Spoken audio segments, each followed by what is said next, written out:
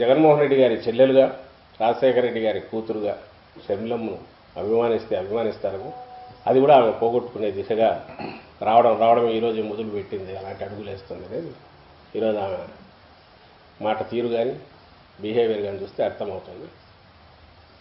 అందుకు ఇంతకుముందు నేను అన్నట్టు జాలిపడడం తప్ప వేరే ఏం చేయలేకపోవచ్చు. ఏపీ సీఎంతో పాటు చంద్రబాబు నాయుడు కూడా ఆమె విమర్శించింది. ఇద్దరు కూడా రాష్ట్ర ప్రయోజనాలను తాకట్టు పెట్టారని చెప్తున్నారు. మీరేమో చంద్రబాబు ఇంట్రెస్ట్ కాపాడడం కోసమే షర్మిల కాంగ్రెస్లోకి వచ్చిందని మీరు అంటున్నారు. ఇప్పుడు ప్రధానంగా చంద్రబాబు నాయుడు గారికి సంబంధించిన 14-19 మధ్య ఏం చేశారనేది ఆమె టార్గెట్ ఏదో మాట్లాడలో తొలిగా ఆయన పోయేదైతే ఏమీ లేదు. ఎందుకంటే ఇప్పుడు ఆయన ఉన్నది దాదాపు నేను ఇంతకుముందు అన్నట్టు వెంటిలేటర్ మీద ఉన్నాడు. పొత్తులు పెట్టుకోను ఓటును ఏ ఓటు అయితే జగన్మోహన్ రెడ్డి గారు వస్తుందో అది చీలాలి, ఏ ఓటు అయితే జగన్మోహన్ రెడ్డి గారికి వ్యతిరేకంగా ఉందని ఆయన అనుకుంటున్నారు మా పార్టీకి, అది కలిసి ఉండాలి. ఇదే ఆయన టార్గెట్. అందుకే ఆయన ఏది చేసినా అదే చేస్తున్నాడు. పవన్ కళ్యాణ్ కూడా అక్కడక్కడ ఇంతకుముందు విమర్శించినవాడే, ఆయన ఈరోజు ఆయనతో కలిశాడు. ఎందుకంటే ఈరోజు ఆ ఓటు చీలకూడదు, యాంటీ ఇన్కంబెన్సీ అనే ఓటు చీలకూడదనే ప్రయత్నంలో భాగంగా ఈరోజు ఈమె ఇది మాట్లాడిన ఆ మాటల్లో డొల్లతనం క్లియర్గా కనపడుతుంది. ఎందుకంటే ఇర్రెలవెంట్ చంద్రబాబు నాయుడు ఇప్పుడు ఉండేది ఆయన ఇర్రెలవెంట్ దీంట్లో ఉన్నారు. ఆయన పాస్ట్ హిస్టరీ ఇంకా 4 మాటలు ఎక్కువ మాట్లాడినా కొంపలంటకు పోయేదేం లేదు, ఆయనకు పోయేదేం లేదు. ఆయన BJP B team C team ఏమన్నా ఆయన పోయిందేం లేదు. ఎందుకంటే బీజేపీతో పొత్తు కోసం ఆయన వెంపర్లాడుతున్నాడు కాబట్టి తన మనుషులను పంపుతున్నాడు. ఆ బీజేపీ పార్టీలో తన డైరెక్ట్ వాళ్ళ ఎంపీలు వాళ్ళందరినీ అక్కడే పెట్టాడు. అధ్యక్షురాలు స్వయంగా ఈయన తరఫున ఒకళ్ళు తప్పించుకొని అమిత్ షా గారిని కలిసి కేసులోంచి బయటపడేయాలని చూస్తే అందరికి వచ్చినాయి ఇవన్నీ.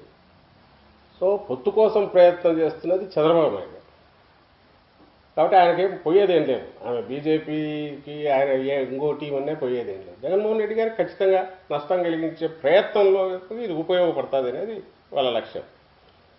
అయితే ఇక్కడ జగన్మోహన్ రెడ్డి గారు ఈరోజు కాదు, 14 ముందు అప్పట్లో వాజ్పేయి గారు అద్వానీ గారు వీళ్ళు ఉన్నప్పుడు అప్పుడు అడిగారు, బీజేపీ నుంచి మోడీ గారు అడిగారు. ఆ వైపు నుంచి అడుగుతున్నా, ఈ వైపు నుంచి మా ముందు నుంచి మేము చెప్తున్నది వైఎస్ఆర్ కాంగ్రెస్ పార్టీ డిఎన్ఏలోనే దళితులు, మైనారిటీలు, ఎస్టీలు, బీసీల పరిరక్షణ లేదా వాళ్ళ ఆకాంక్షలు నెరవేర్చడం, వాళ్ళ హక్కులు పరిరక్షించడం, వాళ్ళ బతుకులు మెరుగుపరచడం, వాళ్ళ బతుకుల్లో వెలుగు నింపడం, ఇవి లక్ష్యాలుగా ఉన్నాయి పార్టీకి. దీనికి ఒకరి డెఫినేషన్, ఒక నిర్వచనమో, ఒక భాష్యమో లేదా ఒకరి సర్టిఫికెట్ అవసరం లేదు. ఇలాంటి దాని మీద వేస్తే తగిలే ఏదైనా చిన్న డెంట్ ఏమన్నా పడుతుందేమో అని కోరిక, ఆశ. అందుకోసం ఆమె అలాంటి ఆరోపణ చేశారు. ఆ ఆరోపణ రావడమే ఆమె ఎందుకు చేశారు, ఎవరు చేయిస్తున్నారు వెనకంటే చంద్రబాబు నాయుడు గారు. ఎందుకంటే దానివల్ల ఏమాత్రమైనా బెనిఫిట్ అయ్యేది ఈమెకు రాదు. 100 కంటే తక్కువ వచ్చిన వాళ్ళకి వీళ్ళకి ఏం ఓట్లు పెరుగుతాయి, ఏం ఉపయోగించుకోగలరు.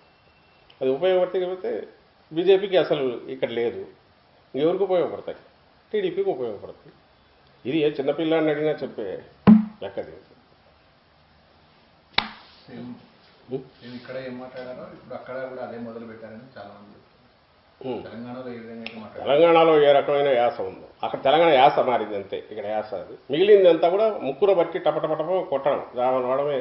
ఇప్పుడు ఈరోజు కూడా ఐ థింక్ అప్పుడే సీఎం అని కేకలు అరుపులు మొదలుపెట్టారు. అంటే ఏదో పాత్రలోకి వచ్చి ఇది చేసిన ప్రయత్నం ఉంది తప్ప ఒక సిన్సియారిటీ అవి ఉంటే ఇక్కడ ఉంది. అది నిజంగా ఆమె చెప్పి ఇంకా ఎవరు మర్చిపోలేగా, లేటెస్ట్ వీడియోలు సర్క్యులేట్ అవుతున్నాయిగా. మొన్నటి వరకు ఇక్కడ కాంగ్రెస్ని తిట్టారు. పోనీ ఎలక్షన్లో మనసు మార్చుకున్నారన్నా కూడా మరి కాంగ్రెస్ వాళ్ళు ఏమైనా సర్వీసెస్ ఎందుకు వాడుకోలేదు తెలంగాణలో, ఎందుకు ఇక్కడ నుంచి పక్కన పెట్టారు, ఈరోజు ఎందుకు ఏపీ అప్పచెప్పారు. పోనీ కాంగ్రెస్ పార్టీకి జగన్మోహన్ రెడ్డి గారు బయటకు రాగానే అసలు నిలబడే ప్రయత్నం కూడా ఎందుకు చేయలేకపోయింది ఏపీలో, ఎందుకు ప్రజలు చీత్కరించి రిజెక్ట్ చేశారు. వాళ్ళకు కాంగ్రెస్ 14 తర్వాత 19లో అసలు పట్టించుకొని ఆ నేషనల్ సెంట్రల్ లీడర్షిప్ ఇప్పుడు హఠాత్తుగా షర్మిలమ్మ పంపి రివైవ్ చేసి 24 ఎలక్షన్స్ నెల రోజులు ఎన్నికలను అనగా ఏం చేయాలని పంపారు. అక్కడ క్లియర్ అజెండా కనిపిస్తుంది, చంద్రబాబు నాయుడు గారికి ఉపయోగపడాలి. అటు బీజేపీ పొత్తు కోసం పురంధేశ్వరి ఆమె అక్కడి నుంచి ట్రై చేస్తున్నారు.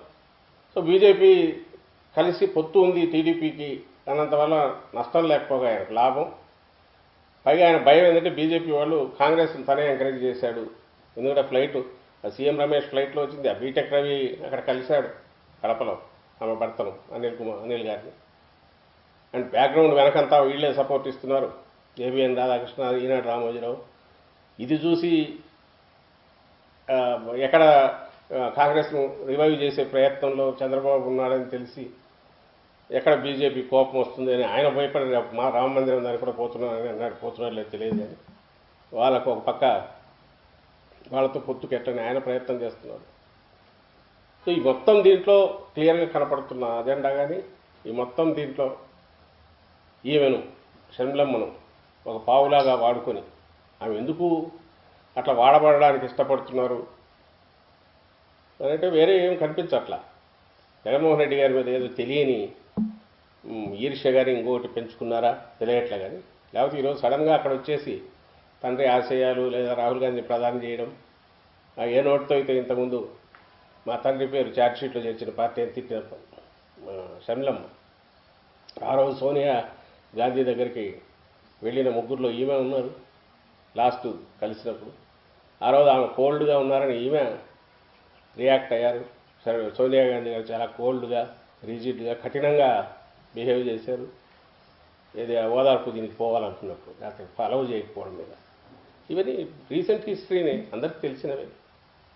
సో వీటన్నిటికీ ఎక్స్ప్లెనేషన్ ఇవ్వాల్సింది చాలా ఉంది. ఆమె వెళ్ళాలనుకున్నా, బట్ ఆ ఎక్స్ప్లెనేషన్ కూడా అవసరం లేదు, ఏం లేదు. కానీ వెళ్ళి లేని దానికి సంబంధించి ఆ ప్లాట్ఫామ్ మీద ఆ పార్టీ లేని పార్టీకి ఆమె అధ్యక్షురాలుగా వచ్చి ఉన్న ఏదైనా సింపతినో లేదా కన్ఫ్యూజన్ క్రియేట్ చేసే ప్రయత్నం ఇది ఎవరికి ఉపయోగపడతాయంటే చంద్రబాబు నాయుడుకి ఉపయోగపడుతుంది. కాబట్టి సో ఆయన దీని వెనక ఆయన ఉన్నాడనేది క్లియర్గా వెనక 2-3 రోజుల తర్వాత ఐ థింక్ రేపు పబ్లిక్ మొబిలైజేషన్ తీసుకురావాలన్నా లేదా ఆమె వెనకబడిపోయే దాంట్లో అయినా మొత్తానికి చంద్రబాబు నాయుడు ప్రెజెన్స్ లేదా ఆయన పార్టీకి సంబంధించిన వాళ్ళు ఆయన కావాల్సిన వాళ్ళు దాంట్లో ఉంటారనేది I think you will see coming డేస్లో కనపడుతుందిగా. ఆంధ్రప్రదేశ్ బాధ ఒక్కటే ఏంటంటే ఇంత బ్రహ్మాండమైన రాజశేఖర రెడ్డి గారు ఇంకా చరిత్ర మరవలేనంతగా జగన్మోహన్ రెడ్డి గారు నిలిపారు. ఆయన మరణానంతరం ఈరోజు సజీవంగా ఇంకా 100 ఏళ్ళైనా అది తరిగిపోకుండా తన పేరుతో పాటు తండ్రి పేరు జగన్మోహన్ రెడ్డి గారు నిలపగలిగారు ఈ 5 ఏళ్ల పాలనలో.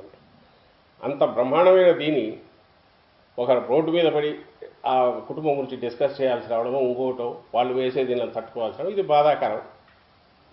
అది అందరికీ మేము బాధపడుతున్నాం కూడా దానికి సంబంధించి. ఆంధ్రప్రదేశ్ ఇప్పటికీ రాజధాని లేని రాష్ట్రంగా ఉందని చెప్తున్నారు. 3 రాజధానులు ఉందని చెప్పారు. ఇప్పుడు ఏ ఒక్కదాన్ని కూడా అవన్నీ టీడీపీ రోజు మాట్లాడుతున్నవే. అవన్నీ అంశాన్ని కూడా ప్రస్తావించింది, ఎలాంటి పురోగతి లేదు. అది వాటి గురించి ఎందుకు ఇది కావట్లేదు. రోజు తెలుగుదేశం పార్టీ వాళ్ళు ఏమేమంటున్నారు లేదా ఇంకో పార్టీ పవన్ కళ్యాణ్ జనసేన పార్టీ ఏమంటున్నారు అవే డైలాగులు ఏమంటున్నారు. వాటి గురించి ఇచ్చే అందులో లేని పార్టీకి కాంగ్రెస్ పార్టీకి రిప్లై ఇవ్వాల్సిన సమాధానం చెప్పాల్సిన అవసరం ఉందని అనుకోవట్లేదు. ఇది కూడా కేవలం షర్మిలమ్మ కాబట్టి ఈరోజే వచ్చారు కాబట్టి చాలామంది కన్ఫ్యూజ్ అవుతారు. కాబట్టి అసలు ఏం జరుగుతుంది ఏంటిది రావడమే అన్న మీద ఇట్లవుతుంది. కొన్ని అన్నం చూపాల్సిన అసలు రాజకీయాలు ఏముంది, అన్న చెల్లెలు వేరు లేరా. కానీ ఏ బేసిస్ మీద ఎవరితో ఉన్నారు, ఎక్కడొచ్చారు, ఏం స్టడీ చేశారు, రాష్ట్రం గురించి ఏం చదివారు, తెలంగాణలో మరి ఇన్నాళ్ళు ఉన్నప్పుడు ఆంధ్రప్రదేశ్ నుంచి చదువుతూ వచ్చారా, లేక 10 రోజుల్లో చదివేసి ఇక్కడికి వచ్చి మాట్లాడుతున్నారా. తనకున్న ఆ వైఎస్ అనే పేరు ఆ కుటుంబం నుంచి వచ్చాయని చెప్పి దాన్ని వాడుకొని దాన్ని దుర్వినియోగం చేసి ఈ రకంగా ప్రజల్లో కన్ఫ్యూజన్ క్రియేట్ చేసే ఇది చేస్తున్నారు. And she making fool of herself ఇది చేయడం ద్వారా అని గట్టిగా ఫీల్ అవుతూ ఆ కన్ఫ్యూజన్కి అవకాశం లేదు, ఎవరు కన్ఫ్యూజ్ కావాల్సిన అవసరం లేదని చెప్తూ మా పార్టీ ప్రోగ్రాం కోఆర్డినేటర్లు, మా జిల్లా అధ్యక్షులు, ఎమ్మెల్యేలు అందరం కూడా వివిధ స్థలాలు పరిశీలనకి వెళ్ళి ఫైనల్గా భీమిలి నియోజకవర్గంలో హైవేకి ఆనుకోనున్న స్థలంలో ఈ కార్యక్రమం నిర్వహించాలని చెప్పి ఈరోజు నిర్ణయం తీసుకోవడం జరిగింది. ఎందుకంటే 34 నియోజకవర్గాలకు సంబంధించి ఉత్తరాంధ్ర జిల్లాల్లో మొత్తం పార్టీ కార్యకర్తలు ఎవరైతే గృహ సారథులు ఉన్నారో వివిధ హోదాల్లో పదవుల్లో ఉన్నోళ్ళు కానివ్వండి, సర్పంచులు కానివ్వండి, ఎంపీటీసీలు, జెడ్పీటీసీలు, వార్డు కౌన్సిలర్లు, కార్పొరేటర్లు మొత్తం పార్టీ క్యాడర్ అంతా కూడా ఈ మీటింగ్లో పాల్గొనేదానికి సుమారుగా 34 నియోజకవర్గం అంటే సుమారుగా 2 లక్షల మంది వచ్చే అవకాశం ఉంది. కాబట్టి ఈ మీటింగ్ పెద్ద ఎత్తున విజయవంతం చేయడం కోసం అన్ని ఏర్పాట్లు చేయడానికి కూడా వివిధ కమిటీలను కూడా ఇప్పుడే నిర్ణయించడం జరిగింది. ఆ కమిటీల లిస్ట్ కూడా మీకు ఈ ప్రోగ్రాం కోఆర్డినేటర్లుగా వివిధ కమిటీలను కూడా వేయటం జరిగింది. ఆ కమిటీ లిస్ట్ కూడా మీకు అందజేయటం జరుగుతుంది. ఎన్నికల ప్రచారంలో భాగంగా చేస్తున్నాం కాబట్టి విజయ శంకరారం ఇక్కడి నుంచే పూజించే కార్యక్రమం ముఖ్యమంత్రి జగన్మోహన్ రెడ్డి గారు మా పార్టీ అధ్యక్షుడు చేస్తున్నారు కాబట్టి ఈ కార్యక్రమాన్ని పెద్ద ఎత్తున విజయవంతం చేసేదానికి అన్ని ఏర్పాట్లు చేయడం జరుగుతుందని చెప్పి ఈ సందర్భంగా తెలియజేసుకుంటారు. ఎన్నికల ప్రచార సభ అంటున్నారు, ఉత్తరాంధ్రనే వేదికగా చేయడానికి ఏమైనా కారణం ఉందా? మొత్తం రాష్ట్ర వ్యాప్తంగా ఉన్న 26 జిల్లాలని 5 డివిజన్స్గా డివైడ్ చేయడం జరిగింది. 3-4 జిల్లాలు 5-6 జిల్లాలు కలిపి ఒక్కో డివిజన్గా పెట్టి మొట్టమొదటగా అన్నీ ఆలోచన చేసి ఉత్తరాంధ్ర జిల్లాల నుంచి ప్రారంభిస్తేనే బాగుంటుంది అని చెప్పి ఇక్కడి నుంచి ఎన్నికల ప్రచార కార్యక్రమం ప్రారంభించడం కోసం గౌరవ ముఖ్యమంత్రి జగన్మోహన్ రెడ్డి గారు నిర్ణయం తీసుకోవడం జరిగింది. ప్రధానంగా షర్మిల కామెంట్స్ చూస్తే కనుక మీ ప్రభుత్వాన్ని ఎకాటంలో పడేసే విధంగా ఉన్నాయి. ఎందుకంటే చర్చిలో షర్మిల అమ్మాయి కాదు, ఎవ్వరు కూడా మా ప్రభుత్వాన్ని ఇరకాటంలో పడేసే ధైర్యము చేయలేరు, ఏమీ చేయలేరు. అంటే నేను ఫాలో కాలేదు. షర్మిల గారు ఏమన్నారు, నేను పొద్దున ప్రోగ్రాంలో రాజధాని విషయంలో ఫెయిల్ అయ్యారు, 3 రాజధానులు అన్నారు, ఏది ఒక్క రాజధాని కూడా చెప్పుకునే పరిస్థితి లేదు కదా అని. కనీసం రోడ్డు కూడా ఇలాగపోయారు, దోపిడీ జరిగింది రాష్ట్రంలో, అంటే చాలా తీవ్రమైన వ్యాఖ్యలు చేసింది. ఎక్కడ రోడ్లు వేయలేకపోయారు? రాష్ట్రంలో ఎక్కడ రాష్ట్రంలో రోడ్లు ఎక్కడ వేయలేదు. మీరు రాష్ట్రంలోకి వచ్చింది ఇప్పుడు ఫస్ట్ టైం రాష్ట్రానికి ఇప్పుడు దాకా వచ్చారు. మొన్నటి దాకా వారు తెలంగాణ రాష్ట్రంలో తెలంగాణ ఆడబిడ్డనని చెప్పి ఎక్కడ పోరాటం చేస్తాను, ప్రజలకు అండగా నిలబడతానని చెప్పారు. రాష్ట్రానికి వచ్చింది ఈ రోజే కదా. ఒకసారి చూసి మాట్లాడమనండి. రాష్ట్రంలో అభివృద్ధి జరిగిందా లేదా చూసి మాట్లాడండి. ఒక్క రోడ్లు బిల్డింగ్లు వేస్తేనే కాదు అభివృద్ధి. పేదలకి ఏ ఇబ్బందులు లేకుండా చేసుకోవడం కోసం ఎన్ని కార్యక్రమాలు చేశామో, అభివృద్ధి కార్యక్రమాలు ఎన్ని చేశామో, అభివృద్ధి కార్యక్రమాలు చేయకుండా 2014 నుంచి 19 వరకు ఈ రాష్ట్రాన్ని ఏ విధంగా దోచుకున్నాడో చంద్రబాబు నాయుడు ఆయన అడగమను. మేము అభివృద్ధి చేశాం, మీరు వస్తే చూపిస్తాం కూడా. రాష్ట్రంలో ఏ విధంగా అభివృద్ధి చేశాము, ఏ విధంగా ఆదాయ వనరులను పెంచడం కోసం రాష్ట్రంలో 10 ఫిషింగ్ హార్బర్స్ నిర్మిస్తున్నాం, 3 ప్రధాన పోర్ట్స్ను నిర్మిస్తున్నాం, ఇంటర్నేషనల్ ఎయిర్పోర్ట్ నిర్మాణం మొదలుపెట్టాం. ఇన్ని కార్యక్రమాలు చేస్తున్నాం. ఇవన్నీ చెప్పుకోవడానికి మేము సిద్ధంగా ఉన్నాం. కానీ మీరు ఈరోజే రాష్ట్రానికి వచ్చారు పక్క రాష్ట్రం నుంచి. అక్కడ ఎన్నికల్లో నిలబడలేకపోయారు, ఏ కారణం వల్ల విరమించుకోవడం జరిగింది. మీరు వచ్చారు, రండి. రాజకీయ పార్టీలు ఎన్నైనా రావచ్చు, పోరాటానికి మేము సిద్ధమే. కానీ ప్రజలు మాతో ఉన్నారు. మేము చేసిన అభివృద్ధి కార్యక్రమాలు ఎవరు చేయలేదని కూడా మేము ఛాలెంజ్గా చెప్పగలుగుతున్నాం. వైఎస్ఆర్ ఆశయ సాధనకి నేనే సరైన నాయకురాలని, నా వెంట నడవాలంటే ఒక పిలుపునిచ్చింది. అది ప్రజలు నిర్ణయించాలండి. వైఎస్ఆర్ ఆశయ సాధన కోసం పెట్టిన పార్టీయే వైఎస్ఆర్ కాంగ్రెస్ పార్టీ.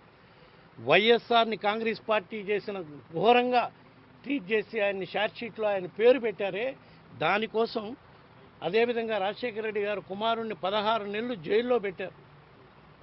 ఆ సేమ్ కాంగ్రెస్ పార్టీ గురించేనా నువ్వు మాట్లాడటం ఈరోజు? వైఎస్ రాజశేఖర రెడ్డి గారి పేరు షార్ట్షీట్లో పెట్టారని చెప్పి ఆ రోజు మన కుటుంబం కోసం 17 మంది ఎమ్మెల్యేలు రాజీనామా చేశారు. వాళ్ళకేం సమాధానం చెబుతావు నువ్వు? సేమ్ కాంగ్రెస్ పార్టీలో పోయి అడ్డగోలుగా ఈ రాష్ట్రాన్ని ఆంధ్రప్రదేశ్ కంబైన్డ్ స్టేట్ని మన మనోభావాలు దెబ్బతింటున్నా కూడా పట్టించుకోకుండా విడగొట్టిన సోనియా గాంధీ కాంగ్రెస్ పార్టీలోకి పోయా నువ్వు మాట్లాడేది? ఒక్కసారి ఇవన్నీ ఆలోచించుకోవాలని ఆమె షర్మిలమ్మ గారికి కూడా నేను కోరుతున్నాను. వైసీపీ, టీడీపీ 2 పార్టీలు కూడా బీజేపీకి తొత్తులుగా మారిపోయాయని మాట్లాడుతున్నారు. దాంట్లో మీ అభిప్రాయం? బీజేపీకి వైఎస్ఆర్ కాంగ్రెస్ పార్టీ ఎప్పుడు తొప్పుడుగా మారే ఇదే లేదు. మేము రాష్ట్ర ప్రయోజనాల కోసం ఏ మేరకు అవసరమైతే ఆ మేరకు కేంద్ర ప్రభుత్వంలో ఈ పార్టీ కాదు ఏ పార్టీ ఉన్నా కూడా కేంద్ర ప్రభుత్వం సఖ్యతగా ఉంటామని మా పార్టీ అధ్యక్షుడు జగన్మోహన్ రెడ్డి గారు వివిధ సందర్భాల్లో కూడా చెప్పడం జరిగింది. పార్లమెంట్లో కానివ్వండి, బయట కానివ్వండి. ఎందుకు మద్దతు ఇస్తున్నామంటే మన రాష్ట్ర ప్రయోజనాలు కాపాడుకోవడం కోసం. మనకి రాజధానికి సంబంధించిన ఇష్యూస్ ఉన్నాయి, ఇంకా అభివృద్ధి కార్యక్రమాలకు సంబంధించిన పోర్టుల అభివృద్ధి కార్యక్రమాలకు సంబంధించిన నిధులు తెచ్చుకోవాల్సిన అవసరం ఉంది. ఈ విధంగా ఎన్నో కార్యక్రమాలకి, సంక్షేమ కార్యక్రమాలకి మరీ ముఖ్యంగా కేంద్ర ప్రభుత్వం సహకారం లేకపోతే ఈ విధంగా ఇన్ని కోట్ల రూపాయల సంక్షేమ పథకాలు అమలు చేసేవాళ్ళమా? వీటి కోసమే మేము కాంప్రమైజ్ అయ్యాం. కానీ పార్టీ సిద్ధాంతాల కోసం రాష్ట్ర ప్రయోజనాలను ఎక్కడా తాకట్టు పెట్టలేదు మేము కానీ, మా పార్టీ అధ్యక్షుడు కానీ, మా ప్రభుత్వం కానీ. అట్ ద సేమ్ టైం రాష్ట్రాన్ని అప్పుల కుప్పగా మార్చారనే మాట కూడా మాట్లాడుతూ ఉన్నారు. చంద్రబాబు నాయుడు గారు 2014 నుంచి 19 దాకా ఎంత అప్పు చేశారు? ఆ 5 ఏళ్ల కాలంలో ఆయన ఏమి అభివృద్ధి కార్యక్రమాలు చేశాడు, ఏమి సంక్షేమ కార్యక్రమాలు చేశాడు అనేది ఒకసారి చూడండి. మా ప్రభుత్వం వచ్చినాక ఈ 5 సంవత్సరాల్లో 2019 నుంచి 24 వరకు ఎన్ని కోట్ల రూపాయల అప్పులు మేము చేసాం, అందులో ఎన్ని కోట్ల రూపాయలు ప్రజలకు మేలు చేయటం కోసం సంక్షేమ పథకాల రూపంలో ఇచ్చామో ఆ లెక్కలు చూపిస్తాం, మేము సిద్ధంగా ఉన్నాం. అంతేగాని చంద్రబాబు నాయుడు దోచుకున్నట్టు ఈ రాష్ట్రాన్ని ఏ ప్రభుత్వం ఏ పార్టీ ఇంతవరకు దోచుకోలేదు. ఆయనకి మాకు కంపేర్ చేయటం అనేది అసలు చాలా ఇది కంపారిజన్, అది చాలా ఆశ్చర్యకరంగా ఉంటుంది కూడా, నమ్మశక్యం కాని కంపారిజన్. అందుకే నేను చెప్పాను కదా, ఇప్పుడే వచ్చారు కాంగ్రెస్ పార్టీలో చేరారు. ఎటువంటి కాంగ్రెస్ పార్టీలో చేరారు? వైఎస్ఆర్ రాజశేఖర రెడ్డి గారిని ఏ విధంగా అవమానపరిచారు, ఏ విధంగా రాజశేఖర రెడ్డి గారు చనిపోయినాక ఆ కుటుంబాన్ని ఏ విధంగా అవమానం పరిచారు, ఇవన్నీ చేసిన కాంగ్రెస్ పార్టీలో ఫైన్, రాజకీయంగా మీ నిర్ణయం తీసుకున్నారు. కానీ ఒకసారి చూడండి ఎటువంటి కాంగ్రెస్ పార్టీలో చేరారు, ఏ విధంగా మీరు వైఎస్ఆర్ ఆశయాల కోసం ఎవరు పోరాటం చేశారనేది ఆంధ్రప్రదేశ్ ప్రజలు తెలుసు, వాళ్ళు సరైన సమాధానం కూడా చెప్తారు.